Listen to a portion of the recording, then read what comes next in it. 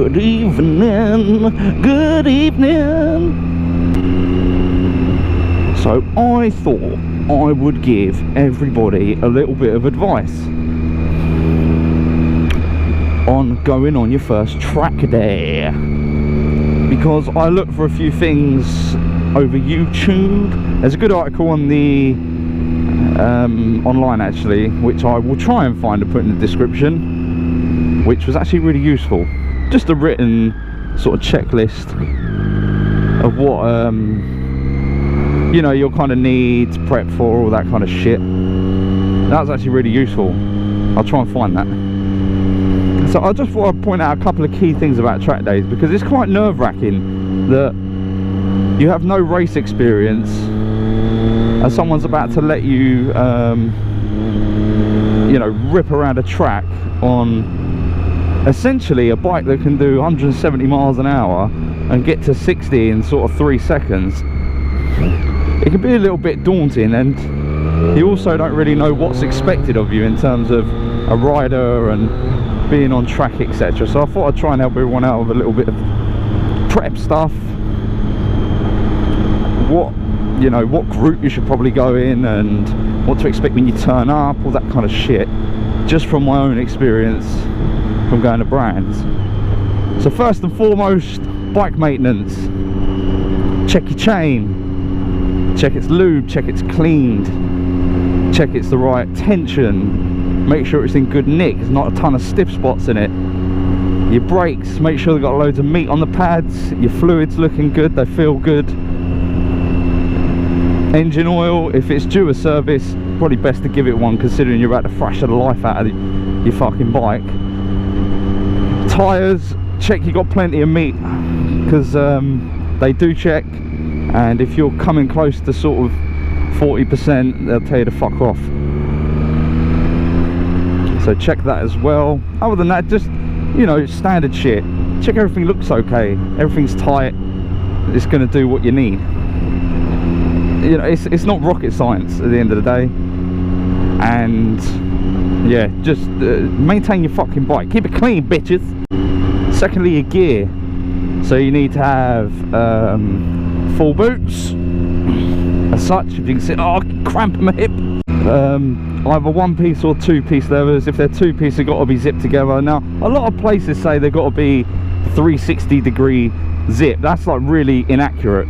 These are about a, I'm going to go for a 280-degree zip. So they're kind of, no, I don't have the camera pick up, kind of, well, maybe there and there it stops the zip. So yeah, they need to be zipped together anyway. You need gauntlet gloves. Personally, I'd fucking spend some good money on gloves, because what's the first thing you do when you fall over or come off? That. Your lid needs to be a 1 piece, not flip open, and it needs to be to a certain EU spec, or hello mate, or have like a little gold British Motorcycle Sport sticker on the back. Visors, you can use what the fuck you like, just make sure it's suitable for what you're doing. If it's going to be a bit of a muggy dark evening, try not to use like a mirrored visor, or, you know, just take a clear one with you as well. So now your gear's all happy. Oh, one more thing actually, get a back protector. They're like 30 quid. You do fucking bin it, you might be able to, you know, walk again. Well worth the money. So next up, you got to pick where to go. My suggestion would always be, yes, it's a camera, would always be to go somewhere that you're that's actually near to where you live, especially if you don't have transport for your bike, like a van or a truck. You can chuck it in and drive there, because you're going to be tired at the end of it. You don't want to be going that far, and also if you do bin it, it's not going to be the biggest expense in the world to get the fucker recovered back to your house. Look at this cock.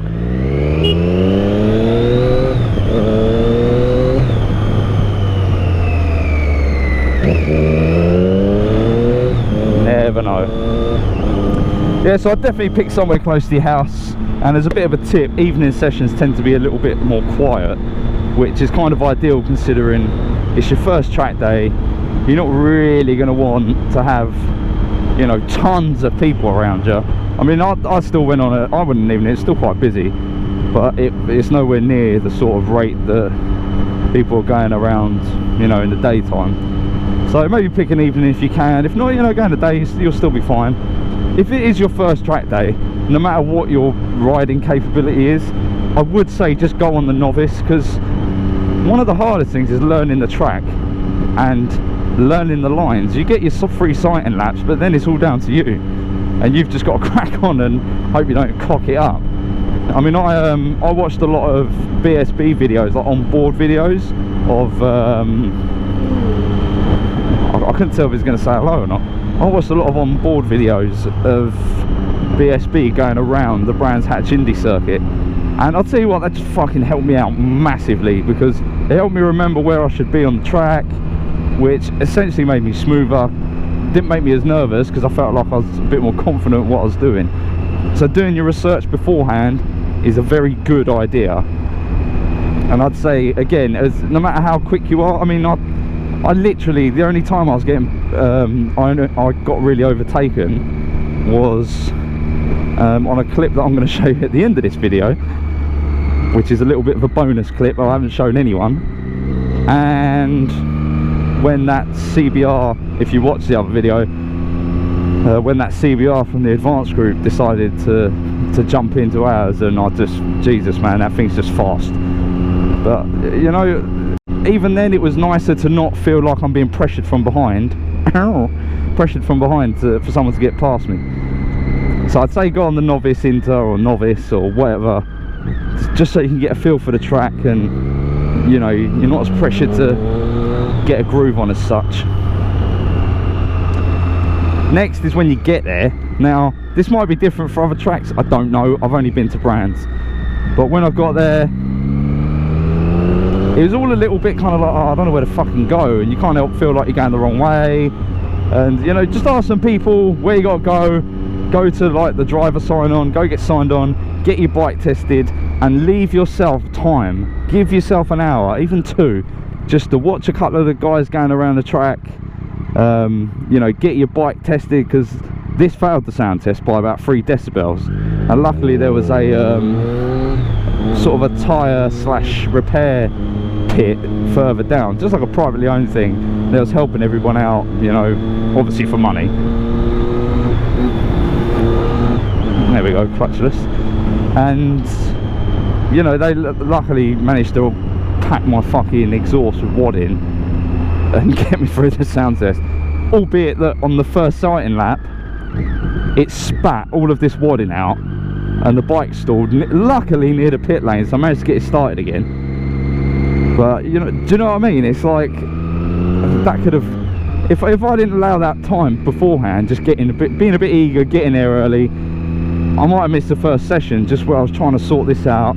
They had to take the exhaust off, try and pack it out, all that kind of crap. It's not a quick process. And also when you go back to do your sound test, there's other bikes queuing up as well, so just keep that in mind. Give yourself a bit of time. And then finally, you know, they're pretty clear cut on like rules of engagement, let's say, like overtaking. It is the guy's job behind you to make it safe, not yours. So if you're, you know, if you're coming into a corner, don't be looking over your shoulder or all this kind of shit. Just, you know, concentrate on what you're doing. It's the guy's job behind you to not dive on the inside and hit you. So relax, take your time. Lines are very important, racing lines, and you'll see why in a minute. But lines are very important. You're racing, what the fuck is this guy doing? Your racing lines are very important. If you start cocking them up and trying to hang it around, you ain't gonna make it. And I have experienced this firsthand, which for all you lucky boys and girls that are still watching, you're about to see me go off-roading.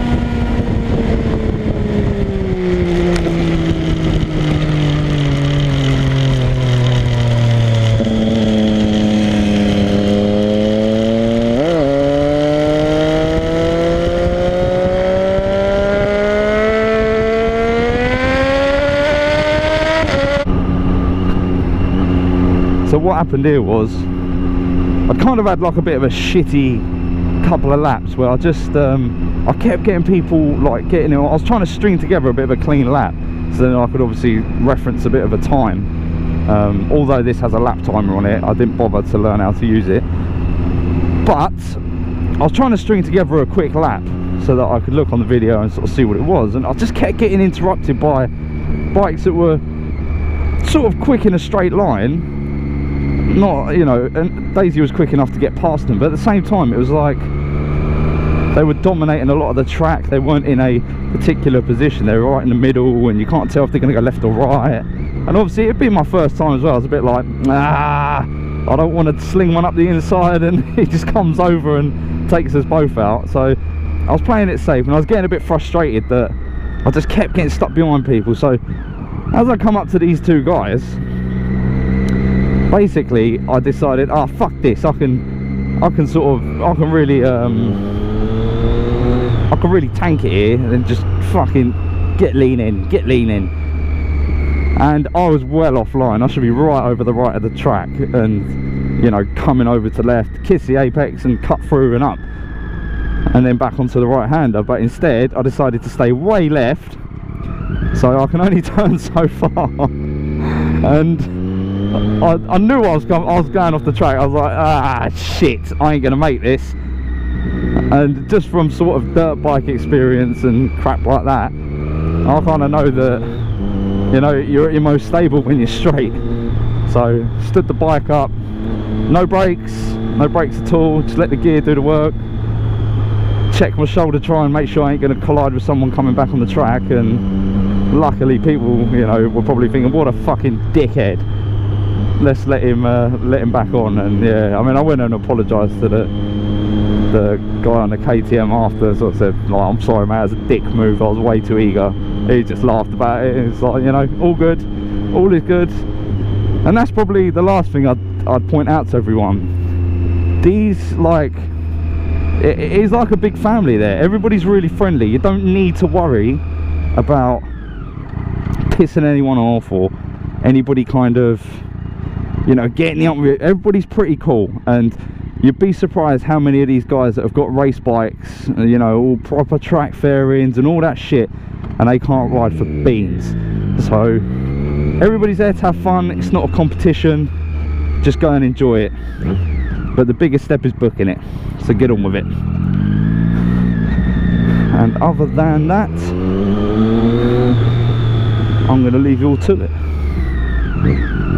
In the next one, people!